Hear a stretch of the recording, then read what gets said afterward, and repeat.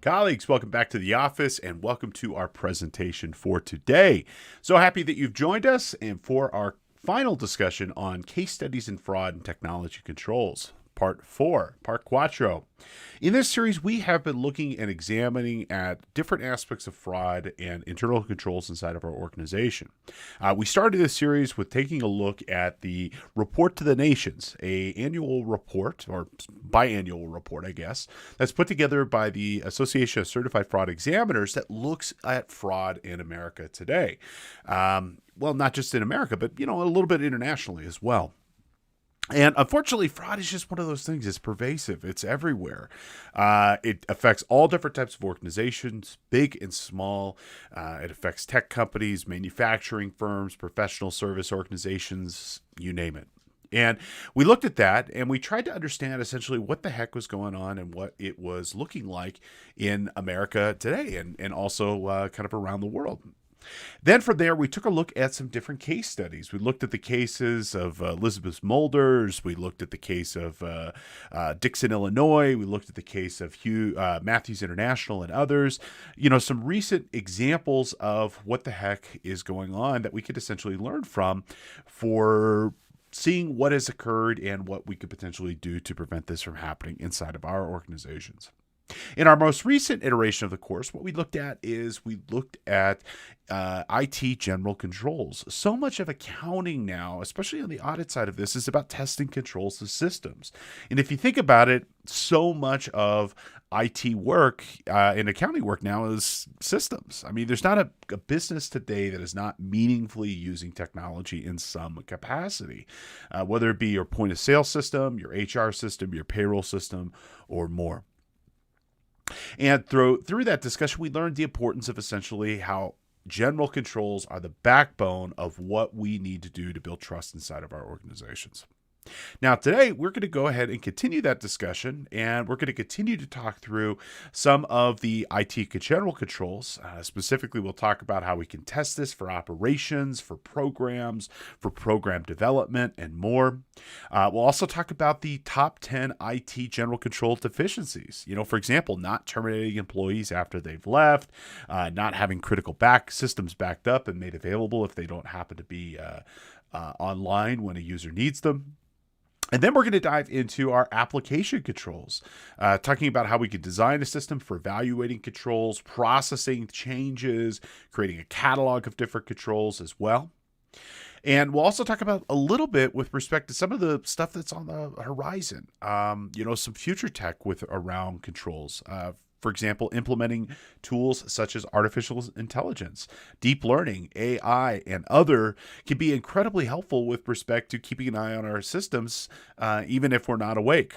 So there's so much more data being processed in 2021 and 2022 and going forward that any sort of competitive advantage we can get over the fraudsters using technology would be a welcomed thing for our organization. So all that and more, and if you haven't checked out our previous iterations of this course, parts 1, 2, and 3, please go ahead and check those out. As always with our podcast, it is available to you free, Free, through YouTube, Facebook, or if you'd like, check out cpetoday.com, and you can go ahead and watch them there.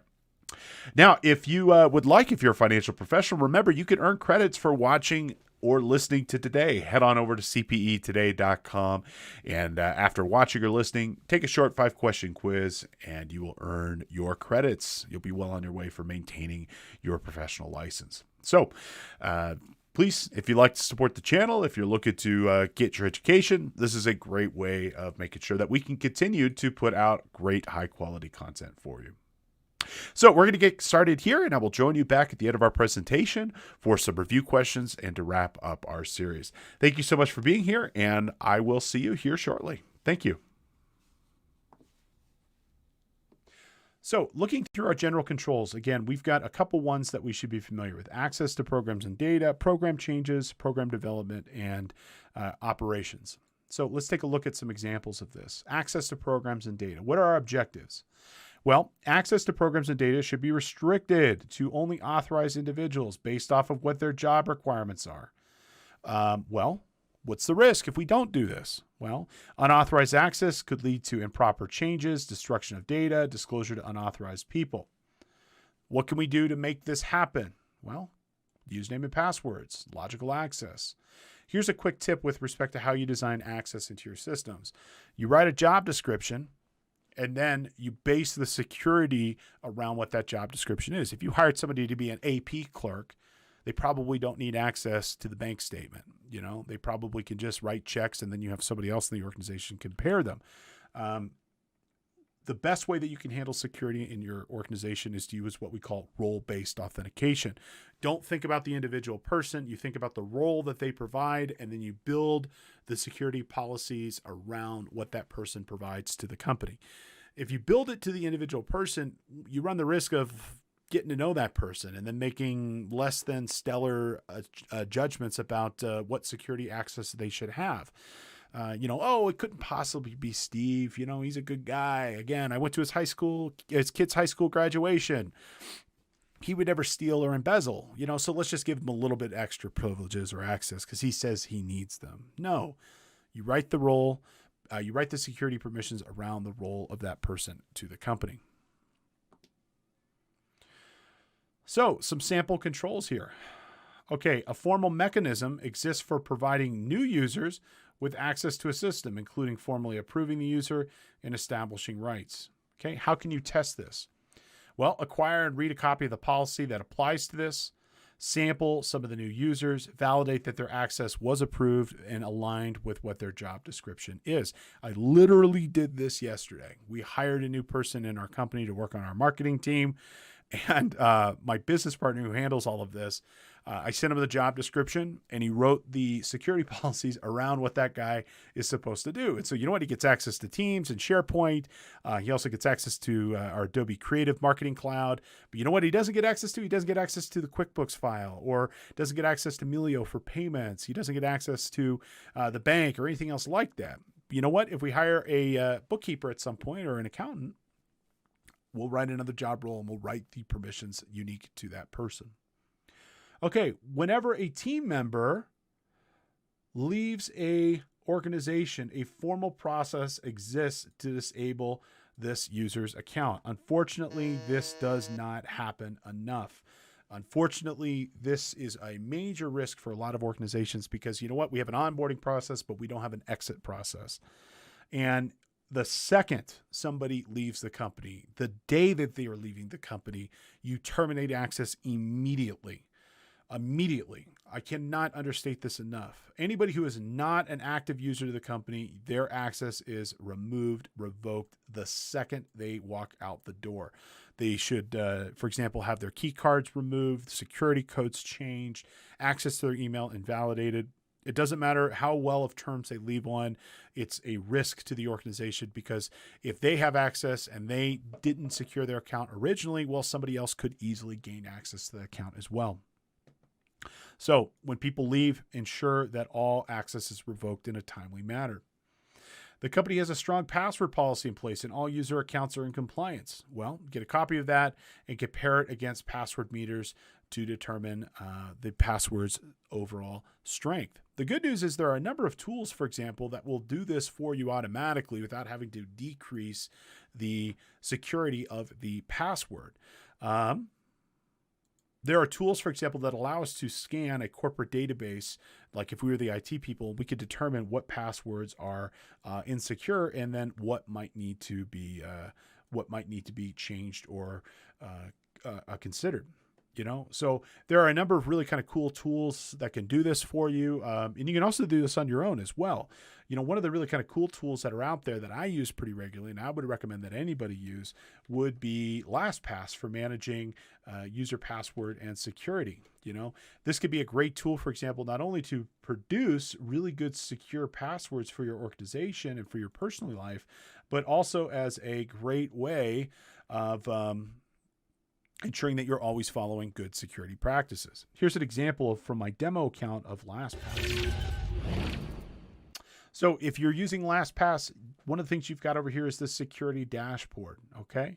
And from the security dashboard, we can see here that we have a password and risk.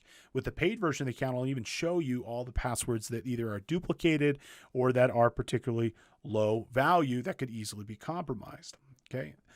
There's no reason to not use a secure password these days because these tools like LastPass are fantastic for what they do.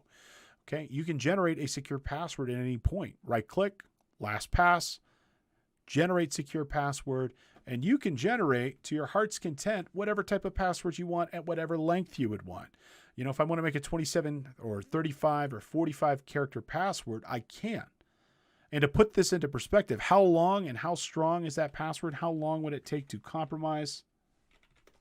Well, there's a great website, howsecureismypassword.net. It will tell you. And so for that particular password, it would take 800 quadrillion years. I really don't know how long that is, but I'm willing to bet that I won't be around to see if and when that is cracked. So using a strong password, in my opinion, in today's environment is really just kind of a no-brainer. You should absolutely use one whenever possible. Okay, program changes. All changes to existing software systems are authorized, tested, approved, as well as documented. We just don't make haphazard changes based off of the specific wants and needs of individuals on whims. Okay, what's the risk if we don't do this? Well, we could have unauthorized changes that could cause issues, errors, or result in inaccurate data. Okay, well, what we do, we have change management. We ensure that any software updates, upgrades are approved to management before actually being implemented. Program development. All new systems and applications are authorized by IT and authorized by the corporate management. They're tested, they're approved, they're implemented and documented. One of my clients, who I will not say their name, they've got 3 different systems. They've got 365 for some users, Zoho for some users, and Google for some users. This company isn't big. They're like 50 people. You know, they don't have one standard system. I mean, it's really, really, really incredible. There's no oversight, you know, and I'm not saying that, you know, you absolutely need to have a massive IT team for everything that you do, but there should be some coordination, and management, for example, should take the lead on this. The risk here is that inappropriate access will lead to incomplete or inaccurate data, resulting in a data breach. So best way of handling this is coordination in the IT team for what you're going to do and how you're going to do it. For our computer operations, okay, computing assets are available and functioning as desired, as intended. Okay, what this really means is that we prioritize operational reliability for our organization, and that we have stable computer operating systems that will work whenever we need them to work.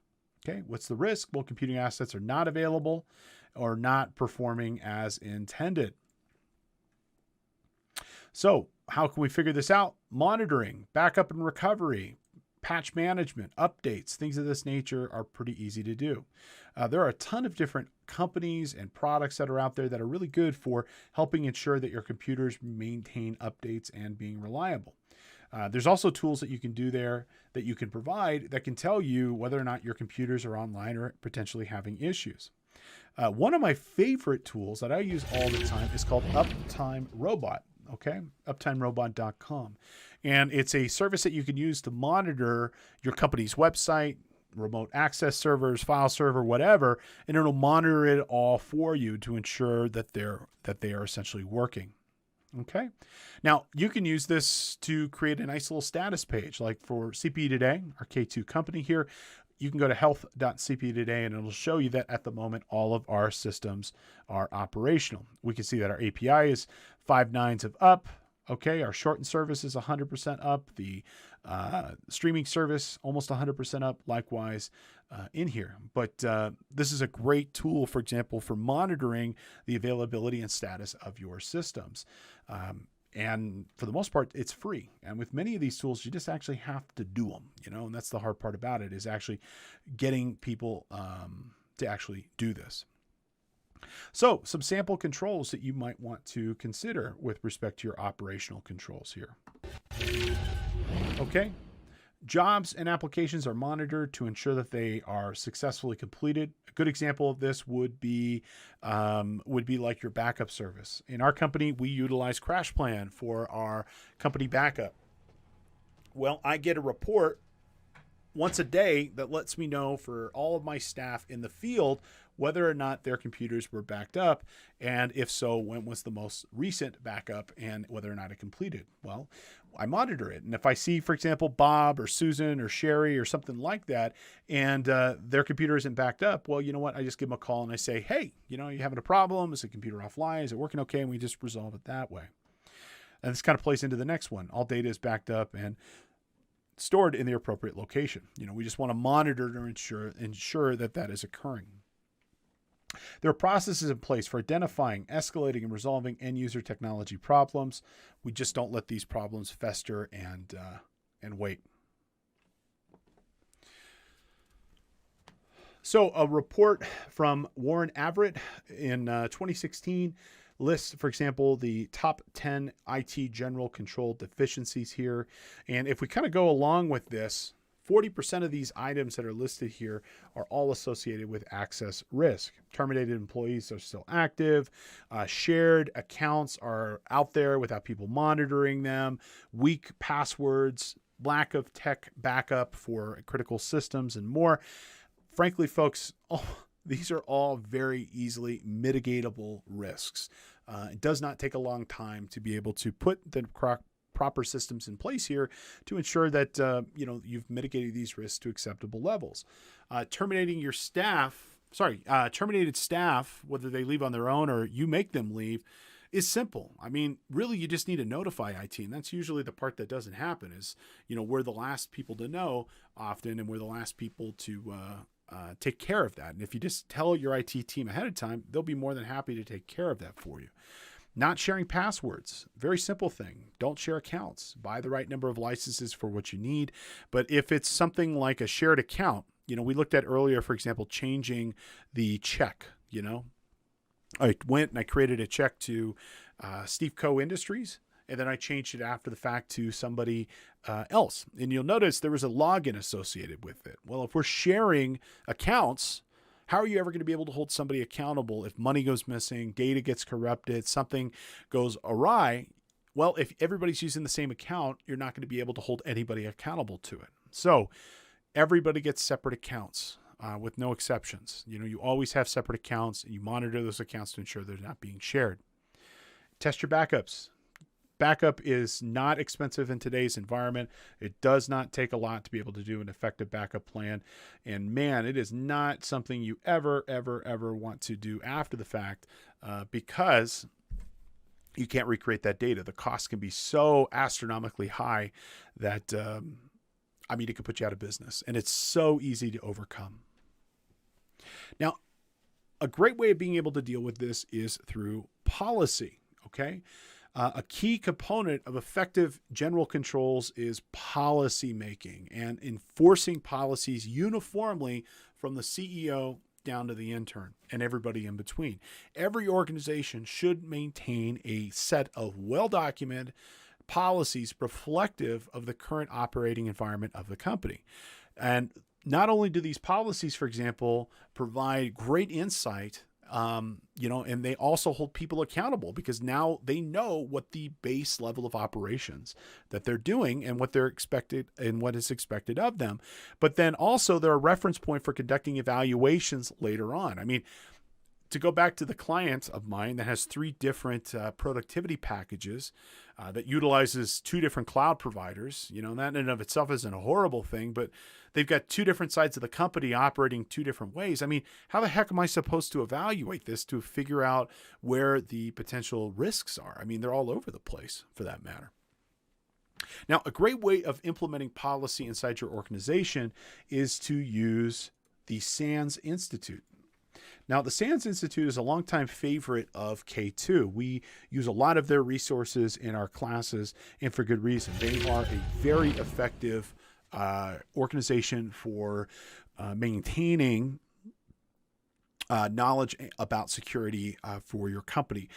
They provide a number of seminars and white papers and self-study and live in-person conferences about security. And they've got a ton of really cool tools from training resources all the way up to policy resources that you can use in your company. So a question you might ask yourself, like, Steve, how do I know what to do or where to do, or how am I going to get these policies in place? Well, I'm glad you asked. Head on over to sans.org.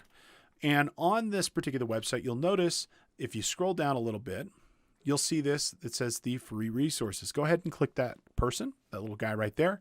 And if you scroll down a little bit more on the right-hand side, you'll see another option here that says security policy templates.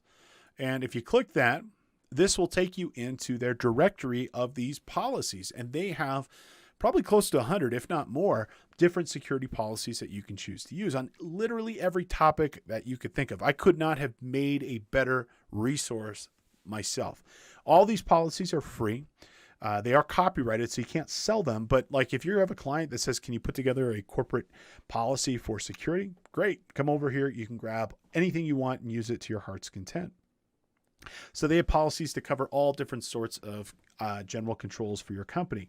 Everything from acceptable use, antivirus, forwarded email, clean desk, data breach, email, retention, extranet. I mean, there's just a ton of them. I don't even have time to read them all listed here. But you could put together a policy framework for your company reflective of your current operations. So a good example of this might be your password policy. Okay, let's go ahead and check out this password protection. Now, the way these policies are listed, they're listed as either a PDF or a doc file. Now, PDF is just a straight up PDF. The doc file is a Microsoft Word file, and you can download that if you want to edit it. Let's just look at the PDF, make it simple today. And if you want, you can download this and download the doc file and edit to your heart's content. And you'll see throughout this document, it's kind of a Mad Libs thing. You'll see, this section where it says company name. Well, guess what? That's where you do a find and replace and put in your company name here. And so these policies are very well written. Okay, there's an overview section, the purpose, the scope, and then ultimately you come down here to the policy section. So for your password policy, okay, all user passwords have to be XYZ long, have to have XYZ complex things about them, how often they should be changed. There's all these different components, how they have to be protected. Passwords must not be shared with anybody, including supervisors and coworkers, must be treated as sensitive company information. But if you utilize policy, now you're able to keep people on the same page and you're able to hold people accountable to the specific policy of the company. It's such a wonderful thing to be able to say to people, this is our corporate policy. I mean, it's like a nice, I feel like Batman in a way. I've got my nice shield in front of me that I can say, oh, well, I'd love to be able to help you so-and-so, but you know what? I'm sorry. It's our corporate policy to make passwords this long and this complex, and it often takes a very specific type of writer to kind of come up with these policies. It's certainly not engaging writing, but I'm so thankful for the security professionals and I'm sure lawyers that got involved to make this a wonderful resource for the rest of us. So check out sans.org, great resource for you. Okay, so in our next section, let's talk about IT application controls. So general controls are the basis of foundation for our tech. Application controls give us the ability to be able to provide security and authentication and internal controls around the actual software applications that we're using themselves. And so it's around things like data entry, the ability to process, and then also the outputs that come from these different systems. Now, application security controls can also include things like the actual data itself, editing, segregation of business functions, so segregation of duties. For example, who can initiate a transaction versus authorize versus reconcile, balancing process totals, batch processing, reporting, so on and so forth. Now, our application controls here are applied at the user, the application, and the business process level. In contrast to our general controls, which are only applied at a really kind of high level, like the network, the password policy is the password policy, versus the the application controls. Well, what are the specific needs of the specific application that we're working with? So to illustrate this concept, general controls might be applied to allow a user to sign on to a network and even control which apps the user can access.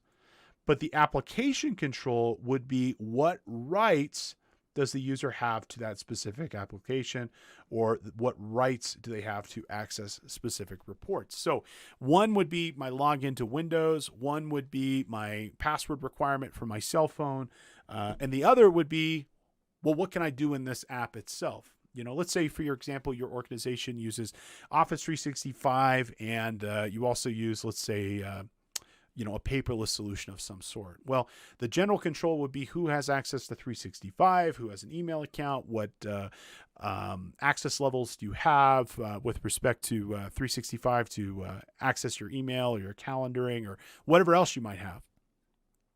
But the application control would be rather for that paperless solution. Well, what clients can you access? Can you edit their files? Can you delete client files?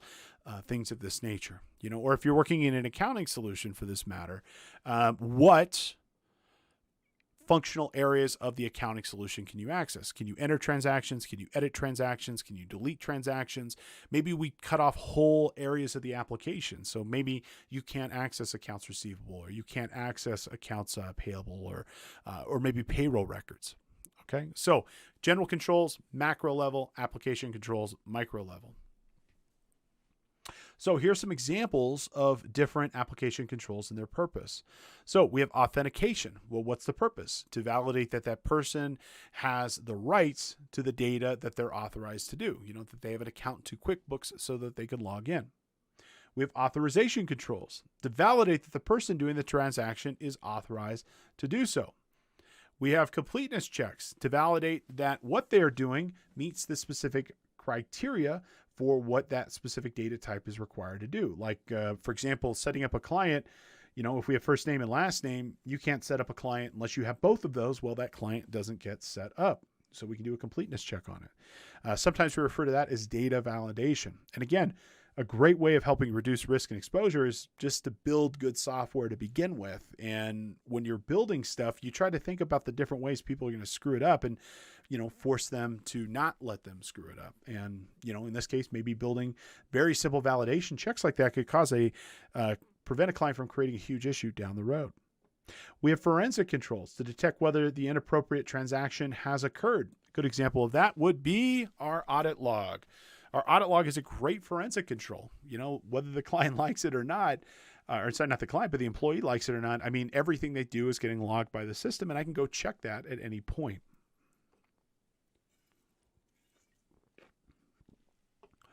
Okay, we have input controls to ensure that the data is valid itself. So lots of opportunities. So here's some examples, some practical examples of our application controls. Username and passwords of applications are required, so you can't just access the accounting system, the CRM solution, or other line of business. I have a client who has a very, very old Access database that they use to run their inventory system with. And it's funny, when you load up the inventory solution, it prompts you for a password, and it will literally take any value you put in there. That's what they thought would be a good deterrent control. I remember talking with their IT person, and he's like, no, it accepts a password. And I literally smashed the keyboard and it let it in, so I can't rely on that system. If it spits out a report for inventory, I can't rely on that. And so, if they were a publicly held company, which they're not, they would have to do some sort of periodic count of their inventory to ensure that it is still accurate, because the system could easily be overridden. Specific rights are granted within the application, and the user can and cannot access, preferably by role-based authentication. As we mentioned, role-based authentication, we take the job description of that person, we write a role, and then we associate the person to the role. I know that sounds like a subtle distinction, but it's very powerful. It's one of those things that, once you understand the power of writing authentication based off of a role rather than a person, it becomes a lot easier to make good security decisions for your company. If you always base it around individuals, people come and go from a company, and you're going to have another person in that role in the future. If you base it off of the role of that person, as people come and go, get promoted, demoted, moved out, whatever, Well, you're providing consistent access to that person in that role. And that's really, really powerful. And it's a great security technique. Edits on fields to ensure proper type of data is being entered. No text in a date field. Again, that goes back to data validation and preferably good software design.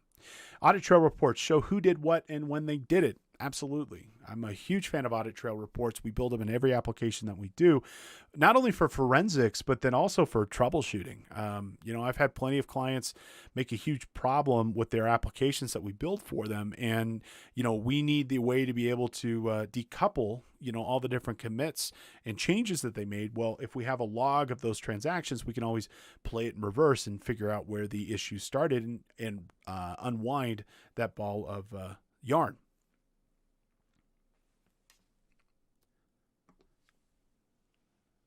In our next section here, let's go ahead and analyze and evaluate our different technology controls.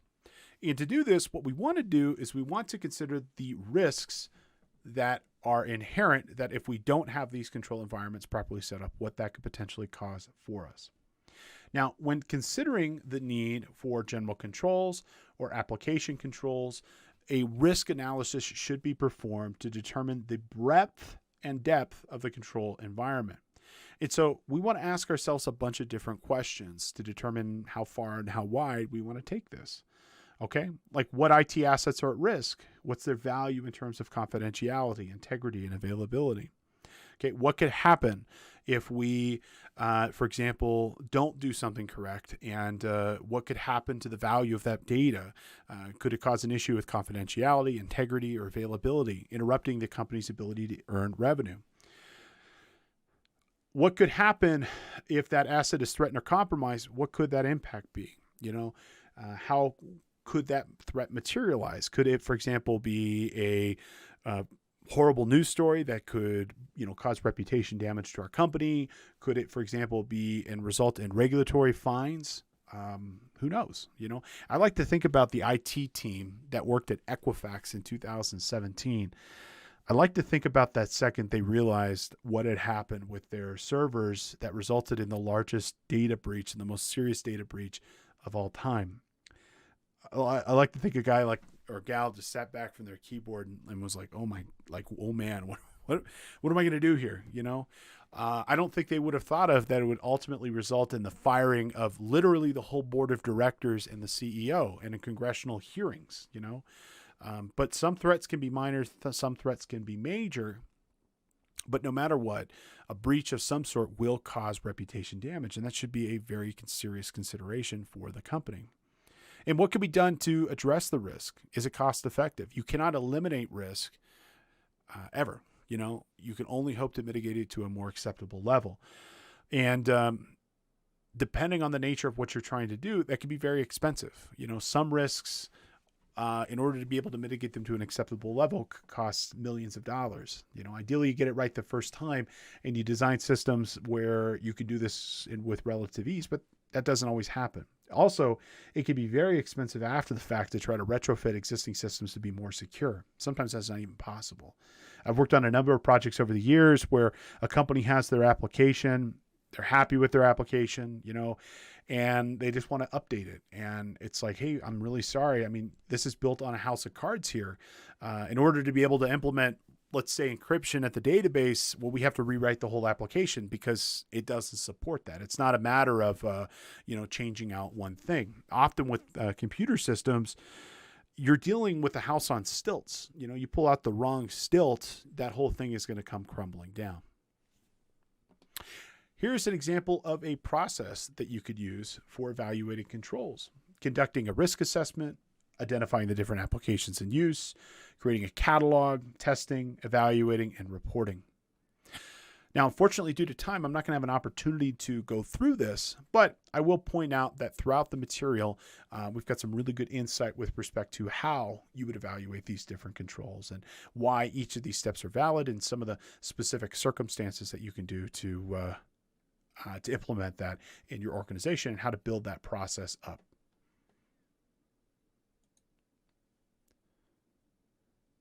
Okay, in our next section, let's just spend a few minutes and talk about some of the cool tech stuff that's out there to assist with helping detect and prevent fraud. And there is some really compelling things in and around artificial intelligence.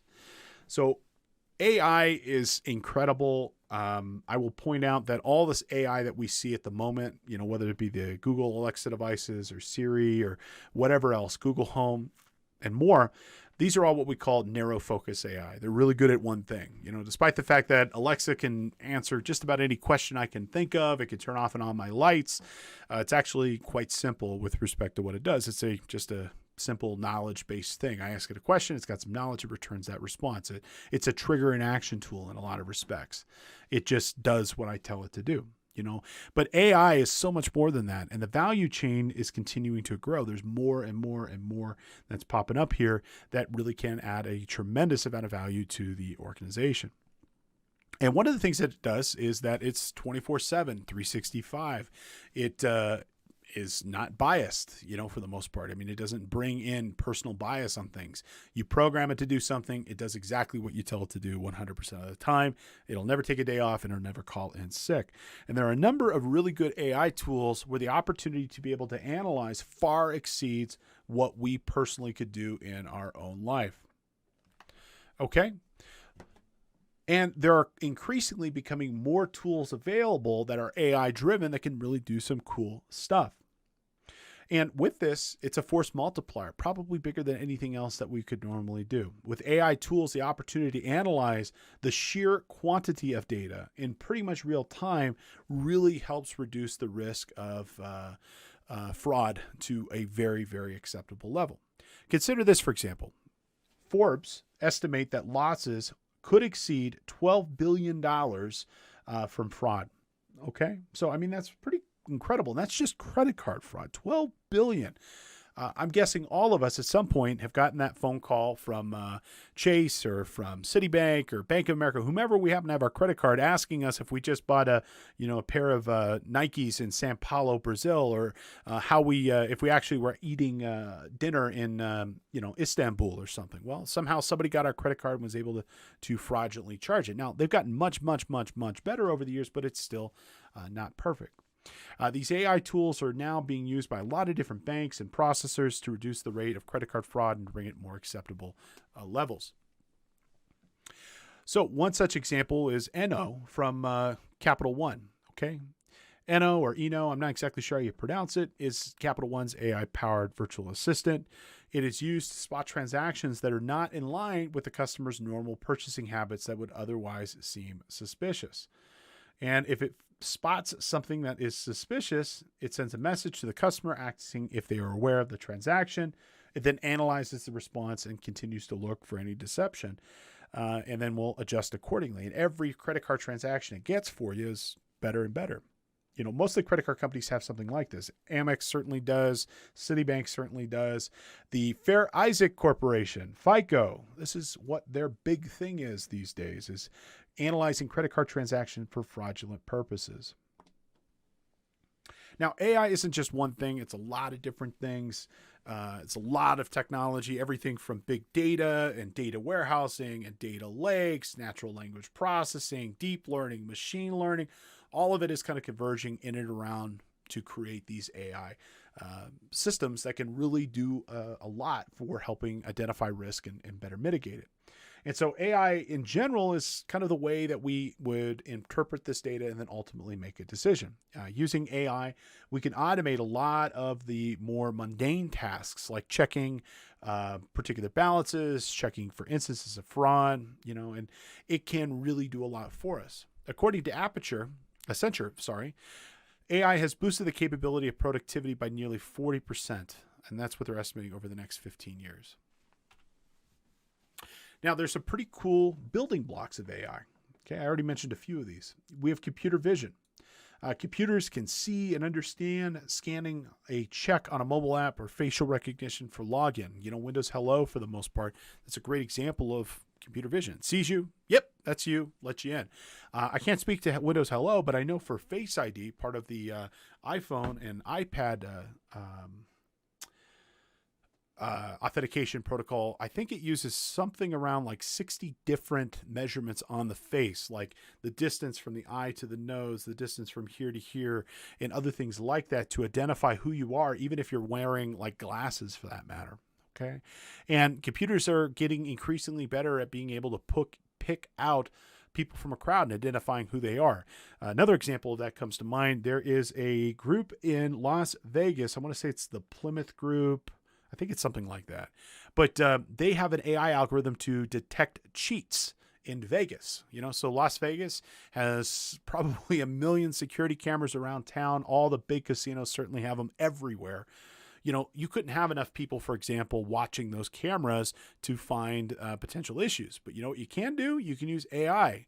In this group, they make an AI algorithm that can identify people and players. And they can identify players not only for nefarious purposes, identifying cheats for that matter, but they can also use it to identify top players so that like when you go to a casino, the casino host knows to come out and greet you because you are one of their A-star one players. And it's able to do this not only with a camera, but sometimes thousands of cameras concurrently. We have machine learning. Machine learning is the ability for the computers to recognize patterns from previous experiences. For example, identifying junk mail in your Outlook and filtering out stuff like that matches that pattern in the future. Now, with machine learning, we have to give it a pattern. We teach it the pattern. It's like kind of training your dog to, walk off leash or bark on command or something. We give it an example and then we reinforce the example through additional experiences. We have deep learning, which is exactly like that, except it's a lot more complicated. It's essentially a black box and the computer comes up with its own patterns. We give it a outcome, it figures out how to get there. So we give it A, we tell it we want C, it figures out B on its own. And then if you really want to go further out there, you got this thing called neural networks, which honestly is even more esoteric and even more complex.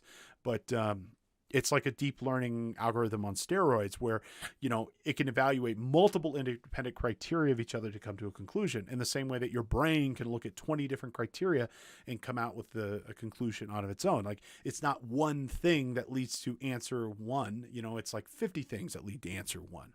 Like how do you come up with the price of selling a house? Well, I mean, it's not just one thing. It's the square footage, it's the neighborhood, comparable properties in the area selling. It could be whether or not the home is in disrepair or what condition, interest rates. I mean, there's so many different things that you can consider here. We also have semantic analysis, assigning logic. We have natural language processing, one of my personal favorites. This is the ability for humans and computers to be able to talk to each other and be able to share information. The point of this is there's a lot of tech that's making this possible. And it's not just about using AI for fraud detection. You can use AI for just about anything. AI can be incredibly helpful and assistive in performing a wide range of tasks to the accountant and financial professional. I use AI for a bunch of different things inside of our company. I use automation for a bunch of different things inside of our company as well. And I'm able to do that through the foundational work of, again, machine learning, deep learning, natural language processing, and other things like that. Now, we're going to increasingly see more and more AI tools, come into play. But let's go ahead and talk, for example, about how AI can reduce expenditure fraud. So AI would allow you to audit 100% of all transactions. It can help you identify fraudulent information. It can help you to identify mistakes and catch them before they become a problem.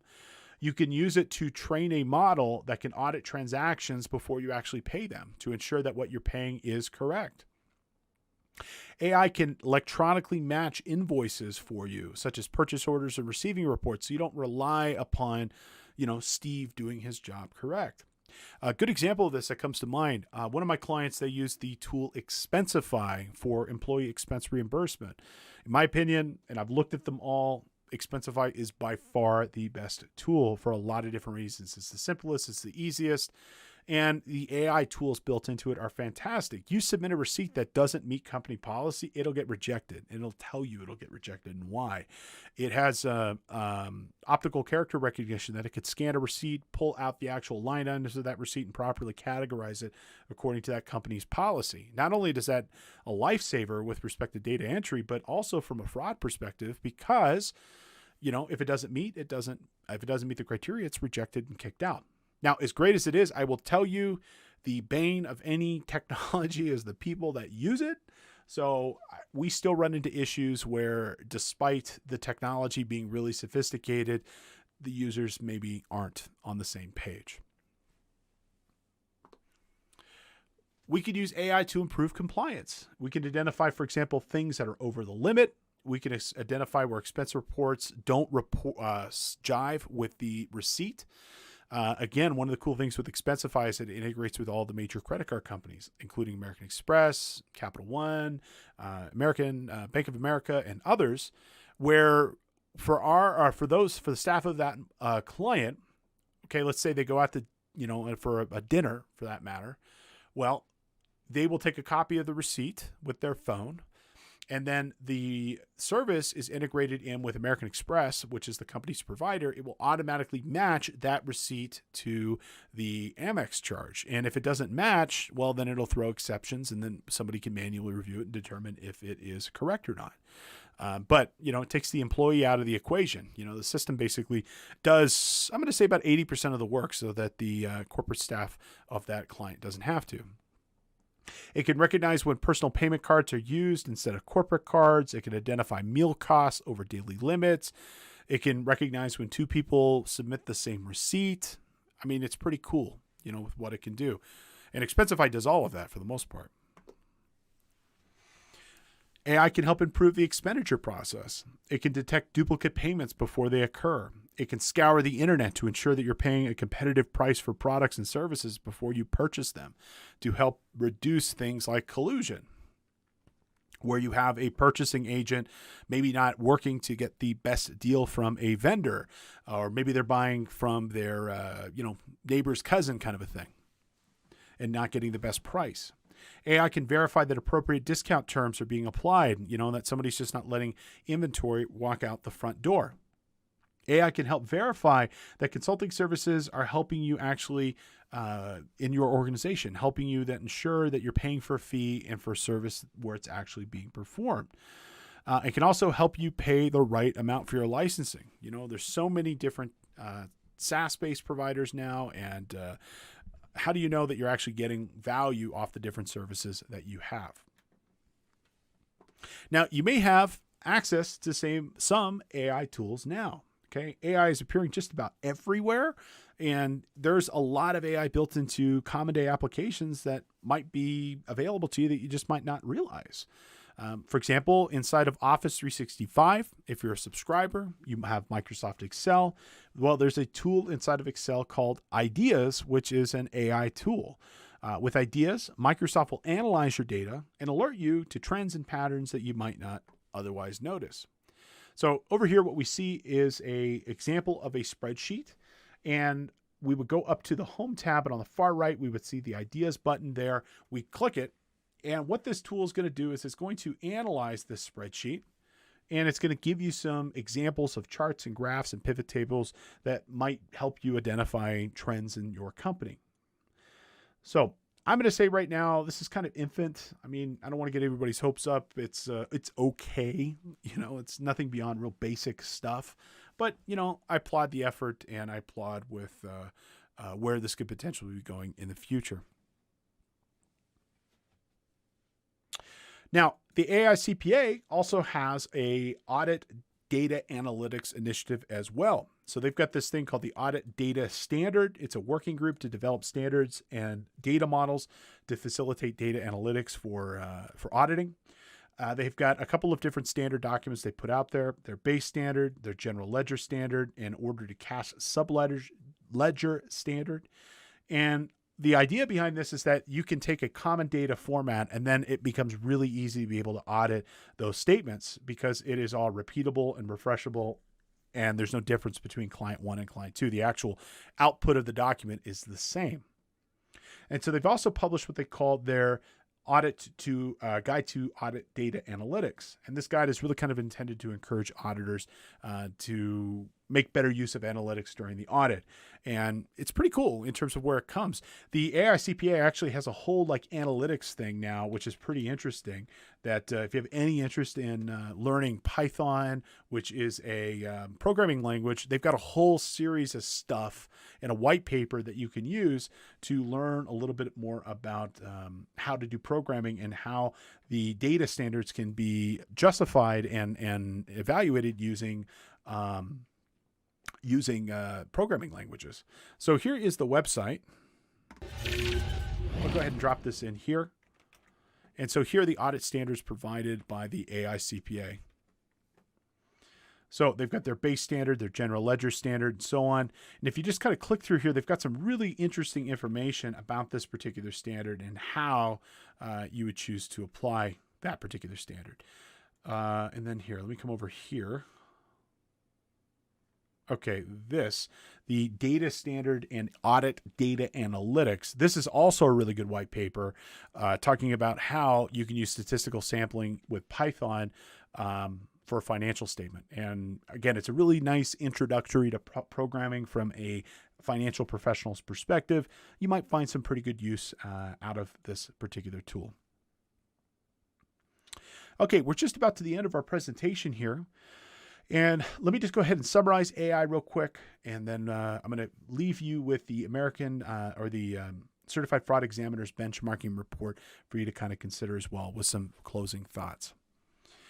What I will leave you with respect to AI, we're not there yet, but we're clearly moving in a direction of travel, and data analytics and artificial intelligence, machine learning, the possibilities of these tools are really incredible. And I'm so optimistic about with where this will help and the not only benefit for our organizations for improving compliance, but just surely how much this is going to improve our lives and make things easier.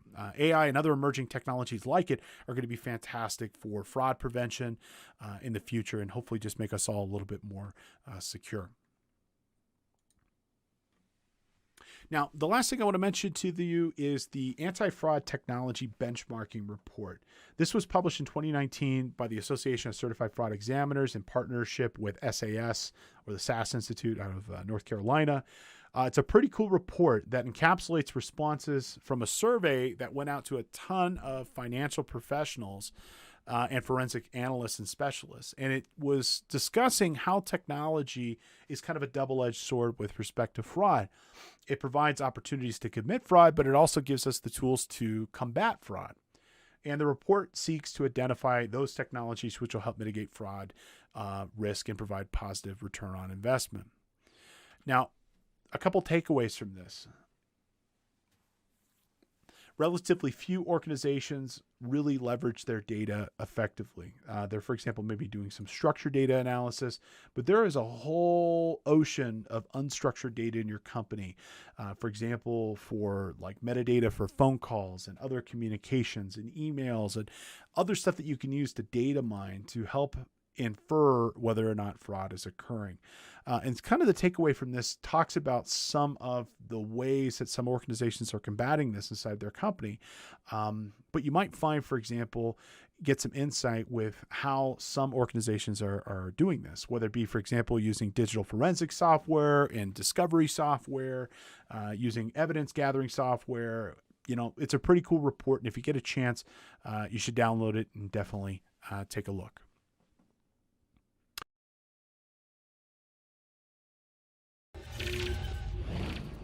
Colleagues, welcome back. Let's go ahead and wrap up our presentation today with some review questions to reinforce what we've learned about in our talk for today on case studies and avoiding fraud. All right, our first question, which of the following would represent an example of information technology general controls? Okay, so what would it be? Would it be controls over the software acquisition, deployments, and updates? Absolutely, that would be a good example of a general control. Controlling how that information and those software solutions, platforms, and tools get their way in, that's always a good thing for business. Controls over hardware, software configuration deployment. Absolutely. Same vein. You want to have tight controls over what gets into your organization, how it's set up, configured, and secured.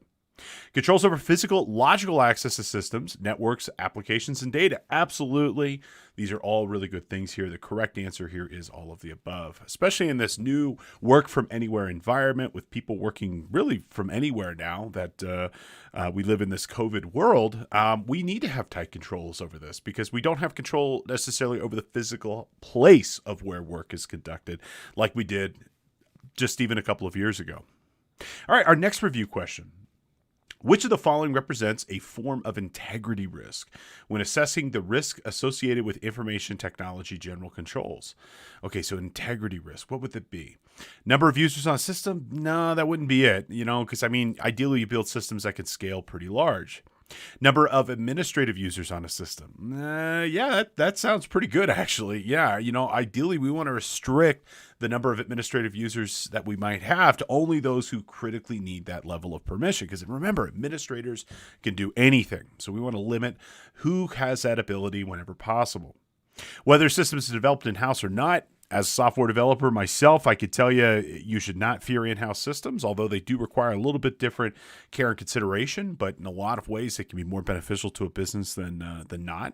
So that's not an integrity risk. And so I would say the correct answer here, again, is going to be number of administrators on the system. You want to restrict that whenever possible. Our third reviewing question. Which of the following would represent a test of effectiveness when evaluating information technology general controls and application controls? So what would be a test of effectiveness? Determining that the control is designed properly to prevent or detect errors and frauds. That's great, but it's kind of hard. That's a reflective thing. You can't really always tell if it did the thing you intended it to do. So that's probably not the exact answer. Is it determining that the cost or the control is cost effective? That's not really in the scope of effectiveness. Ideally, you want to build controls that are reasonably priced, but there's always this trade-off between let's just say essentially strength of control and cost and complexity. You can never eliminate fraud, but you can make it less and less likely. It just becomes more and more expensive, more costly, and more difficult to implement. So I would say for a test of effectiveness, the correct answer here would be determining that the control is operating as expected. Well, that does bring us to the end of our presentation and the end of this series. I'm sure we'll revisit this land at some point in the future.